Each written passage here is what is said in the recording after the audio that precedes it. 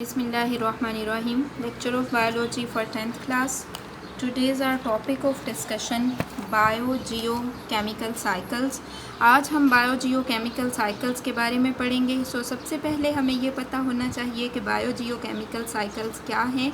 तो biogeochemical cycles ऐसे cycles हैं जिनमें मटेरियल्स माहौल से ऑर्गेनिज़म्स में मूव करते हैं और ऑर्गेनिज़म से दोबारा वो माहौल में शामिल कर दिए जाते हैं. ठीक है, तो बायोजियोकेमिकल साइकिल्स में क्या होता है, मटेरियल्स मूव करते हैं और इन्वायरमेंट से ऑर्गेनिज़म्स में और ऑर्गेनिज़म से दोबारा इन्वायरमेंट में. इसमें हमारे पास एक कार्बन साइकिल है, सेकंड हमारे पास नाइट्रोजन साइकिल है.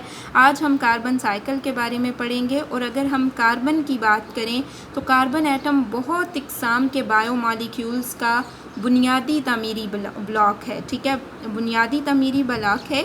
और फितरत में अगर हम बात करें तो कार्बन ग्रेफाइट में पाया जाता है, डायमंड में पाया जाता है. और अगर एटमॉस्फेयर की बात करें तो एटमॉस्फेयर में कार्बन डाइऑक्साइड की फॉर्म में प्रेजेंट होता है. इसके साथ ही साथ जो कोयला है उसमें कार्बन मौजूद है, नेचुरल गैस में, पेट्रोलियम में कार्बन मौजूद है और कार्बोनेट्स में भी कार्बन पाया जाता है. तो हम ये देखते हैं कि कार्बन किस तरह से ऑर्गेनिज़म्स में, फिर ऑर्गेनिज़म से किस तरह से माहौल में शामिल होता है. सबसे पहले ये हमारे पास प्रोड्यूसर्स हैं. और प्रोड्यूसर्स क्या हैं, ये प्लांट्स हैं. ये क्या करते हैं कि ये एटमॉस्फेयर से कार्बन डाइऑक्साइड को लेते हैं, अपनी रूट से वाटर को लेते हैं और in the presence of sunlight ये क्या करते हैं, फोटोसिंथेसिस करते हैं. और फोटोसिंथेसिस करके क्या बनाते हैं, फूड बनाते हैं. और उस फूड में क्या है, उस फूड में कार्बन है. अब क्या है कि जब प्रोड्यूसर्स को हर्बीवर्स खा जाते हैं तो कार्बन हर्बीवर्स की बॉडी का हिस्सा बन जाती है. और जब हर्बीवर्स को कार्निवर्स खा जाते हैं तो हर्बीवर्स से कार्बन जो है वो कार्निवर्स में चली जाती है.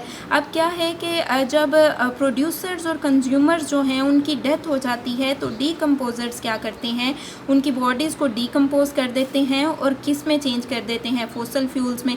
अब फॉसिल फ्यूल्स जो हैं उन्हें फैक्ट्रीज़ में जलाया जाता है. जब उन्हें फैक्ट्रीज़ में जलाया जाता है तो जलने के अमल से क्या होता है कि कार्बन दोबारा जो है वो फ़िज़ा का हिस्सा बन जाती है in the form of carbon dioxide.